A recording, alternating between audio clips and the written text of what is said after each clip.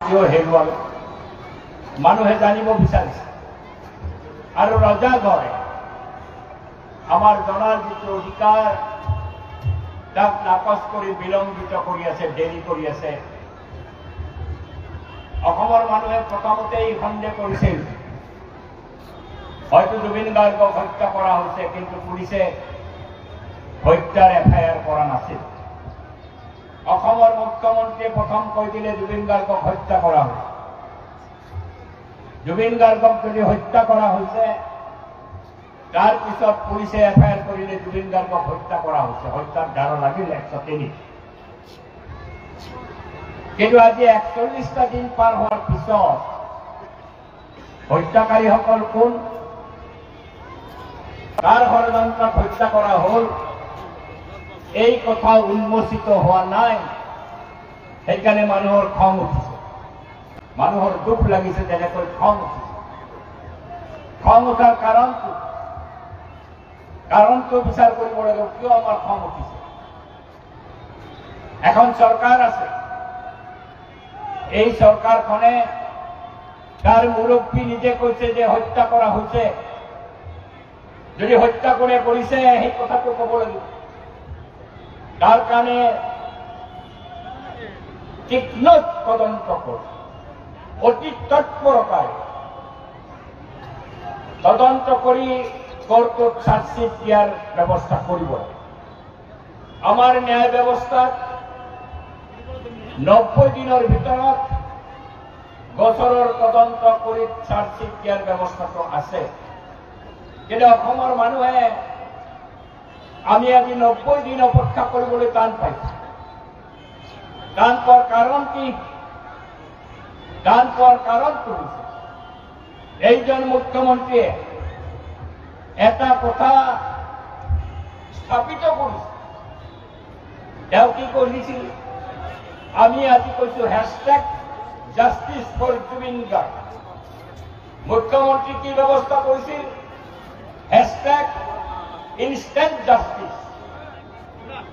কথাটো অলপ বুজিব, বহুতৰ কাৰণে বুজা মুস্কিল। মুখ্যমন্ত্ৰী যেতিয়া কোনোবাই অপৰাধ কৰা বুলি ভাবে, তেওঁ ইনষ্টেণ্ট জাষ্টিছ দিছিল। লগে লগে জাষ্টিছ, লগে লগে একশ্যন। বহুতক গুলিয়ালে, কাৰাগাৰৰ পৰা উলিয়াই আনি, থানাৰ পৰা উলিয়াই আনি ৰাতি গুলিয়ালে, মাৰিলে, আৰু তাৰ পিছত কলে মই ন্যায় বিচাৰ কৰি দিম। এইটো কৰিছিল, মই কৰিম। তেওঁৰ ইনষ্টেণ্ট জাষ্টিছটো বন্ধ হৈ আছে। অসমৰ মানুহে ভাবিছিল যে এইজন মুখ্যমন্ত্ৰী ইনষ্টেণ্ট জাষ্টিছ দিয়ে, লগে লগে জাষ্টিছ দিয়ে। জুবিন হত্যা হৈছে, নিজে কৈছে, আমি কোৱা নাই, মুখ্যমন্ত্ৰী নিজে কৈছে জুবিনক হত্যা কৰা হৈছে। যদি হত্যা কৰা হৈছে, তাৎক্ষণিকভাৱে জাষ্টিছ দিয়াৰ ব্যৱস্থা কিয় নকৰিলে? সেইটো কৰা নাই। এতিয়া তেওঁ কৈ আছে আদালতে জাষ্টিছ দিব, মই দিব নোৱাৰো। কিন্তু অসমৰ মানুহ যেতিয়া ক্ষোভত ক্ষোভিত হৈ উত্তাল হৈ উঠিছিল, শ্যাম কানুহক কেইজনমানক এৰেষ্ট কৰি কৈ দিলে মই জাষ্টিছ ন্যায় দিলোৱে। আসামীসকলক এৰেষ্ট কৰিছে, এতিয়াও তাৰ তদন্ত সম্পূৰ্ণ হোৱা নাই। ন্যায়ালয়ত গৈ পেলাই তেওঁলোকৰ চাৰ্জশ্বিট কাঢ়া হয় নে নহয়, কঠোৰ হয় নে নহয়, এই কথা বিচাৰ নহওঁতে তেওঁ ন্যায় দিয়া বুলি কৈছিল। ফলত জুবিন গাৰ্গৰ হত্যা কৰি পেলাই এইজন মুখ্যমন্ত্ৰী আৰু এইখন চৰকাৰে আজি বহু নাক্কাৰজনক কাম কাজ কৰি আছে। বাৰে বাৰে তেওঁলোকে বিবৃতি সলনি কৰিছে। এনেকুৱা হৈছে যে তদন্ত কৰি আছে, তাৰ কাৰণে SIT গঠন কৰিছে, স্পেচিয়েল ইনভেষ্টিগেশ্যন টিম গঠন কৰিছে। তেওঁলোকে তদন্ত কৰি আছে, ধাৰা বিৱৰণী দি আছে মুখ্যমন্ত্ৰী, তেওঁহে কৰিছে। পুলিচে যেতিয়া তদন্ত কৰে, সেই তদন্তৰ কথা মুখ্যমন্ত্ৰী এজনে বাহিৰত কৈ থাকিব নোৱাৰে। মুখ্যমন্ত্ৰী কৈ আছে। তাৰপিছত আহিল আকৌ জুবিন গাৰ্গৰ চৰিত্ৰ হননৰ কথা। মই দাম চালৈছো। কিন্তু এটা কথা, আজি জনিয়াত আমি হাজাৰ হাজাৰ মানুহ সমবেত হৈছো। অকল জনিয়া নহয়, অসমৰ যতেই মানুহ আছে, কি হিন্দু, কি মুসলমান, কি খ্রিস্টান, কি জনগোষ্ঠীয় মানুষ, জুবিন গার্গক হাজারে হাজারে শ্রদ্ধা জ্ঞাপন করার দিনে রাতে কার্য চলি আছে। জুবিন গার্গর সমাধিস্থলীত ওরে রাতি লক্ষ লক্ষ মানুষ উপস্থিত হয়েছে শ্রদ্ধা জ্ঞাপন করব। মুখ্যমন্ত্রী টাইম বান্ধি দিলে রাস্তার পিছত নোয়ারা। অদ্ভুত কথা।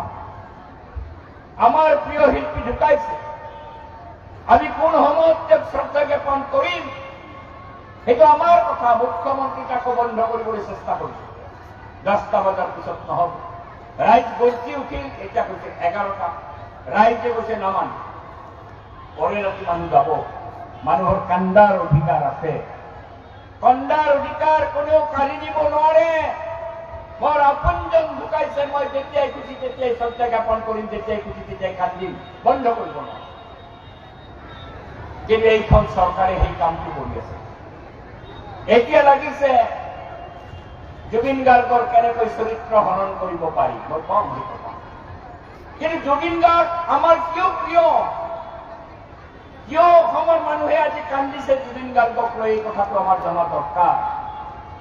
আমাৰ বহুতো পুৰণা বন্ধু, আমাৰ দৰে বয়সৰ মানুহে জুবিন গাৰ্গ সম্পৰ্কত আগতে জনা নাছিল, গান শুনাও নাছিল। ভাবে এজন গায়ক গান গাই আছে, কি গাইছে কোনোদিন মনোযোগ দিয়া নাছিল। কিন্তু আমি যিসকলে জানো অসমৰ এটা দুৰ্যোগৰ সময়, এইজন জুবিন গাৰ্গে অসমীয়া গীতক প্ৰতিষ্ঠা কৰিছিল। ভূপেন হাজৰিকাৰ তেতিয়া ভাটি বয়স। উত্তাল হাতীৰ দশকৰ ভূপেন হাজৰিকাৰ গীত নাই, 70ৰ দশকৰ গীত নাই, 80তো নাই, 90ৰ দশকত ভূপেন হাজৰিকা ভাটি বয়স। অসমৰ গীতৰ জগতখনত, অসমৰ সংস্কৃতিৰ জগতখনত তেতিয়া হিন্দী গানৰ প্ৰয়োভৰ। আমাৰ বিহুৰ অনুষ্ঠানত আহে হিন্দী গায়ক বোম্বাইৰ পৰা।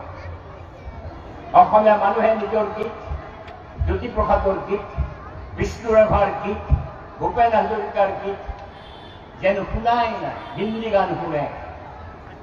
এনে এক অৱস্থাৰ মানুহ জুবিন গাৰ্গে অসমৰ সংগীতলৈকে এটা নতুন ধাৰা লৈ আহিছে, আধুনিক গীতৰ ধাৰা। ভূপেন হাজৰিকাক কৈছিল, ভূপেন হাজৰিকাই বিশ্বৰ সংগীতক আনি পেলাই অসমীয়া লোকসংগীতৰ লগত অসমীয়া ধাৰাৰ গীত দিলে। জুবিন গাৰ্গে আমাৰ সুৰ, আমাৰ কথা, আমাৰ বতৰাক পৃথিৱীৰ সংগীতৰ লগত যুক্ত কৰি দি পেলাই এটা নতুন ধাৰা সৃষ্টি কৰি দিলে।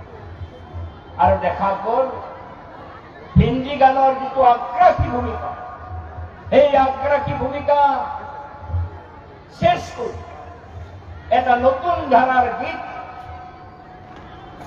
আনিলে অসমৰ সাংস্কৃতিক জগতলৈ। আৰু তেনেধৰণেই জুবিন গাৰ্গে অসমীয়া গীতক সমৃদ্ধ কৰাই নহয়, বিশ্ব দৰবাৰলৈকে লৈ গ'ল আৰু মানুহে গ্ৰহণ কৰিলে। বিশেষত আমাৰ ইয়ং জেনেৰেশ্যন, ডেকা শক্তিটোই গ্ৰহণ কৰিলে। আমাৰ বুঢ়াবিলাক অলপ আঁতৰি থাকিল, কেতিয়াবা কেতিয়াবা মঞ্চত তেওঁ কৰা ব্যৱহাৰ কৰি পেলাই সমালোচনাও কৰিল।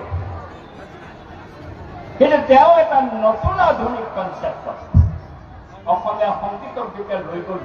এন্তে সমস্ত যুৱ সমাজ উদ্বাউল হৈ উঠিল, উদ্বাউল। আৰু গীতটি অপূৰ্ব অপূৰ্ব গীত কৰিছে, অপূৰ্ব অপূৰ্ব গীত। ভাবিব পাৰে আজি মায়াবিনী আমাৰ জাতীয় সংগীত হৈ গ'ল যেন, সকলোৱে মায়াবিনী গায়। কলাই গাঁৱৰ দৰে সমষ্টিত যোৱা পৰহি 10,000 মহিলাই একেলগে মায়াবিনী গাইছে। মায়াবিনী সকলোৰে মুখত মোৰ এজনী 2 বছৰীয়া নাতিনী আছে। 2 বছৰীয়া নাতিনীজনীও জানি গৈছে জুবিন মামা ঢুকাইছে। তাই যদি সুধো জুবিন এইটো কোন, জুবিন মামা ঢুকাইছে। কি গান শুনা? বলে মায়াবিনী, চিলা হে চিলা চিলা চিলা। জুবিনৰ গান এতিয়া সেই 2 বছৰীয়া শিশুটোৱে গাড়ীত উঠিলেই আমাক কয় জুবিন মামাৰ গীত লগোৱা।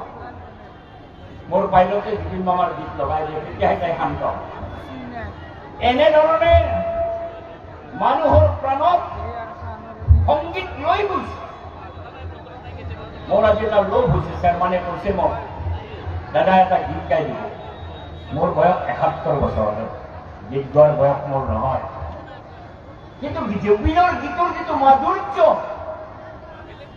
জুবিনৰ গীতৰ যিটো আবেদন, অকল মায়াবিনী নহয়, চিলা চিলা নহয়, মন্ত্ৰী MLA গালি পাৰি গীত গাই নহয়, পলিটিক্স নকৰিবা বন্ধু বুলি কোৱা গীতেই নহয়, অপূৰ্ব সুৰৰ গীত জুবিনে গাইছে।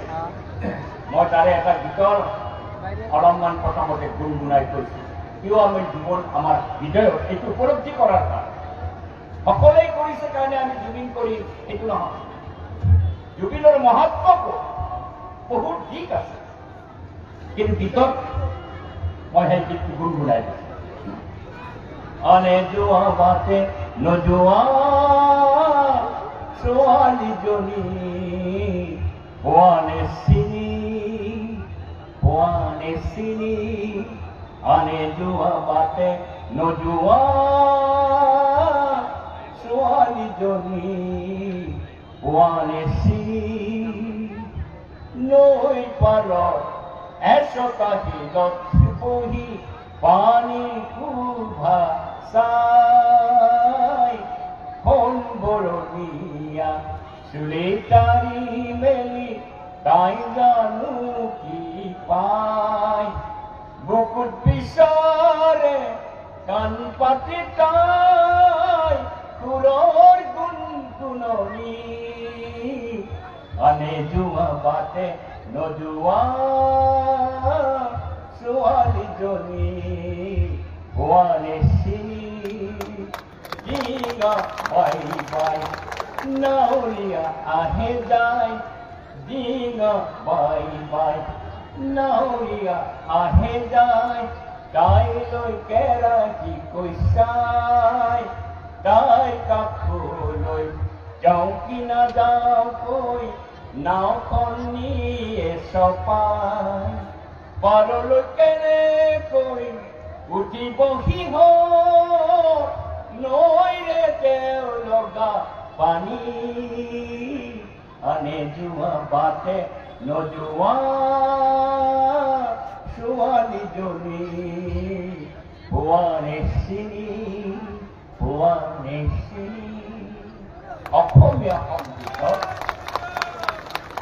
অসমীয়া সংগীতত কেশৱ মহন্তৰ গীত অনবদ্য লিখন, সেই গীত জুবিনে সুৰ কৰি গাইছে।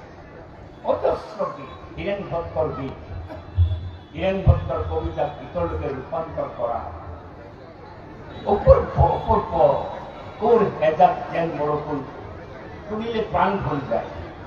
এই যিটো সৃষ্টি জুবিনৰ, এই সৃষ্টিয়ে অসমীয়া সংগীতক লৈ গৈছে বহু ওপৰলৈকে, বহু ওপৰলৈ। সেইজন জুবিন হেৰাইছে কাৰণে আমাৰ দুখ লাগিছে। আন এটা কথা, আজিৰ যিখন সমাজ, আমাৰ কি সমাজ,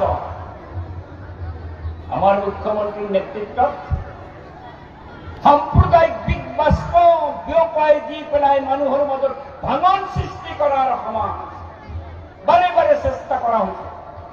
অসমীয়া সমাজখনক ভাঙিবৰ কাৰণে চেষ্টা কৰিছে অসমৰ মুখ্যমন্ত্ৰী ভাৰতীয় জনতা পাৰ্টীৰ দলে। মোৰ কবলৈ কোনো দ্বিধা নাই, কিন্তু জুবিনে এই সাম্প্ৰদায়িক সংঘাতৰ পথেৰে যোৱা নাছিল, বৰঞ্চ মানুহক ঐক্য গঢ়ি তোলাৰ ওপৰত বিশেষ গুৰুত্ব আৰোপ কৰিছে। বিশেষকৈ সাম্প্ৰদায়িকতাৰ তেওঁ আছিল তীব্ৰ বিৰোধীবান। আজি কিয় মানুহ আৰম্ভ, আৰু সেইকাৰণে জুবিনৰ মৃত্যুত আজি কি হিন্দু মুছলমান, কি খ্ৰীষ্টান, কি ট্ৰাইবেল এক হৈ গৈছে। মানুহ পাহৰি গৈছে, মাত্ৰ মানুহ মানুহ মানুহ, সাম্প্ৰদায়িকতাৰ কোনো জাগাত আছে। এইজন জুবিন অসমত কোনে এতিয়াও চেষ্টা কৰি আছে কওকচোন? জুবিন মৰিছে, ন্যায় পোৱা নাই, তদন্ত আগবঢ়া নাই, তদন্ত বিপথে পৰিচালিত হোৱাৰ সম্ভাৱনা দেখা দিছে। সেনেকুৱা মুহূৰ্তত মুখ্যমন্ত্ৰী কি কৈছে? আকৌ উচ্ছেদ কৰিব, আকৌ আনিব খুজিছে, উচ্ছেদ উচ্ছেদ। কাক কৰিব উঠছে সংখ্যালঘু কৰিব জুবিনৰ গায়িত অপব্যাখ্যা কৰা আৰম্ভ কৰিছে মুখ্যমন্ত্ৰীজনে ঘূৰাই যে এই গীত লিখিছে আমাৰ কৃষকৰ মাটি যাতে ৰক্ষা হয় তাত ভাতৰা নকৰে সেই গান বোলে তেওঁৰ কাৰণে লিখিছে কাৰ কাৰণে তেওঁ মেয়াৰ পৰা মাতি লয় এই ব্যাখ্যা জুবিনক লৈ ভয়ংকৰ কথা জুবিনক লৈ এই ব্যাখ্যা জুবিনৰ ভিতৰৰ ব্যাখ্যা এনেকুৱা ব্যাখ্যা দিছে মাটি কাঢ়ি লয় মেয়াই মাটি দখল কৰিছে ঘূৰাই দিয়ে বতাহ চৰাই এই বতাহ চৰাই উৰাই দিয়াৰ যি গান দিগন্ত ভাৰতে লিখিছে তাক লৈ অপব্যাখ্যা কিন্তু জুবিনে কি কৈ গৈছিল জুবিনে মুক্তভাৱে কৈছিল মই ছচিয়েলিষ্ট মই সমাজবাদী মই বামপন্থী মই লেফটিষ্ট আৰু শেষত কৈছিল মই কমিউনিষ্ট মোৰ লগতে কথা হৈছিল জুবিনৰ এইবিলাক কথা আমি কোনো দলৰ মানুহ বুলি জুবিনক কোৱা নাই কোনো দলৰ মানুহ জুবিন নহয় কিন্তু জুবিনৰ জীৱন আদৰ্শ সমাজতান্ত্ৰিক ছচিয়েলিষ্ট এই কথা যেতিয়া কৈছে তেতিয়া জুবিনক বিকৃত কৰাৰ কাৰণে কি কৈছে হিমন্ত বিশ্বই কি কৈছে জুবিনে মহাদেৱৰ ভক্ত মহাদেৱক পূজা কৰে মহাদেৱৰ ফটো বোলে ইয়াতে আঁকি লৈছে তাতো কৰিছে মহাদেৱৰ কিমান উন্নত মানুহ এইজন মুখ্যমন্ত্ৰী মহাদেৱৰ তাতো কৰিছে অকল মহাদেৱৰ তাতো নাই জুবিনৰ এখন হাতত চাৰ্লি চেপলিনৰ তাতো আছে মহাদেৱ সম্পৰ্কত কি কৈছিল জুবিনে তেওঁ কৈছিল মই ধৰ্মীয়ভাৱে মহাদেৱৰ ভক্ত নহয় মহাদেৱ মই এটা চৰিত্ৰ হিচাপে তেওঁক ভাল পাওঁ কি চৰিত্ৰ তেওঁ ব্যাখ্যা কৰিছে যে মহাদেৱ শ্মশানত থাকে ধূলি বালি লৈ থাকে গাঁজা খাই থাকে আপোন ভোলা মানুহ কোনোবাই কিবা বৰ খুজিলে বৰটো দি দিয়ে তাৰপিছত দেখে সৰ্বনাশ কি বৰ দিলো ভুল বুলি গম পায় এই যে আপোন ভোলা এটা চৰিত্ৰ হিচাপে মহাদেৱক ভাল পাইছে কিন্তু হেমন্ত বিশ্ব শৰ্মাই জুবিন গাৰ্গক এতিয়া সনাতনী কৰিবলৈ বিচাৰিছে কিন্তু যে সেইজন জুবিন গাৰ্গে চিঞৰি ক'লে মোৰ জাতি নাই মোৰ ভাষা নাই মোৰ ধৰ্ম নাই মোৰ ভগৱান নাই মই মুক্ত মই কাঞ্চনজংঘা জ্যোতিপ্ৰসাদৰ এটা কবিতা আছে কাঞ্চনজংঘাটো ক'ত চিনিব জ্যোতিপ্ৰসাদৰ কাঞ্চনজংঘা বুলি এটা কবিতাও আছে কাঞ্চনজংঘাৰ যিটো মহত্ব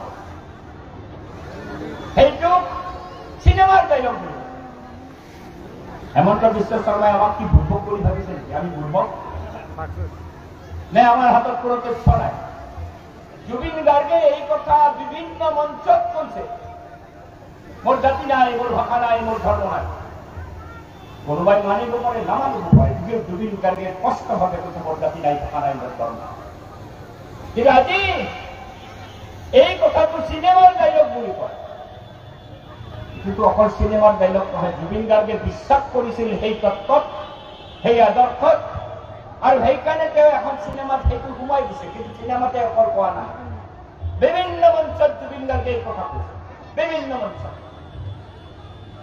আজি তাক ঢাকিবলৈ চেষ্টা কৰিছে হেমন্ত বিশ্ব তাক ঢাকিবলৈ চেষ্টা কৰিছে এতিয়া যেন সনাতনী কৰিব বিচাৰিছে কি সনাতনী হিমন্ত মই জন্মসূত্ৰে হিন্দু হ'ব পাৰোঁ কিন্তু মই কুণ্ডজ সাম্প্ৰদায়িকতাৰ বিৰুদ্ধে জুবিন গাৰ্গ জন্মিছে হিন্দু পৰিয়ালৰ বামুণৰ পৰিয়ালৰ জুবিন গাৰ্গে যেতিয়া লগুণ ছিঙি দিছিল এই দিলীপ চৈতানা কি এটা আছে বিজেপিৰ সভাপতি সি কৈছে নাই চিনেমাত ছিঙিছে বাৰে বাৰে জুবিন গাৰ্গে কৈছে মই যেতিয়া কলেজত পঢ়ি আছো হোষ্টেলত আছো আঁঠুৱা টানিবা ৰচি নাই মই লগুণডাল ছিঙিছো সিদিনা ছিঙি পেলাই আঁঠুৱা টানিছো সিদিনাৰ পৰা মই লগুণ পিন্ধা নাই পেটটো দাঙি বিভিন্ন মঞ্চ কিন্তু আজি হেমন্ত বিশ্ব আৰু বিজেপি কুণ্ডজ পাৰ্টি এটা এই পাৰ্টি আৰু এই নেতা দিলীপ শইকীয়াই হওক কোনোবাই হওক তথ্যৰ বিকৃতি কৰিবলৈ বিচাৰিছে কিয় ভয় জুবিনক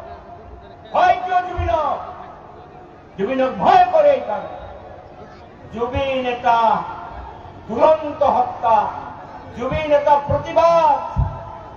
প্ৰতিবাদী মানুহৰ কণ্ঠ জুবিন এই জুবিনক সেইকাৰণে সিহঁতে ভয় খাইছে আৰু ভয় খাই আজি জুবিনৰ নতুনকৈ খাচী কৰা জুবিনক আৰু নতুনকৈ হত্যা কৰা তাৰ আদৰ্শ হত্যা কৰাৰ কাৰণে উঠি পৰি লাগিছে হেমন্ত বিশ্ব শৰ্মা।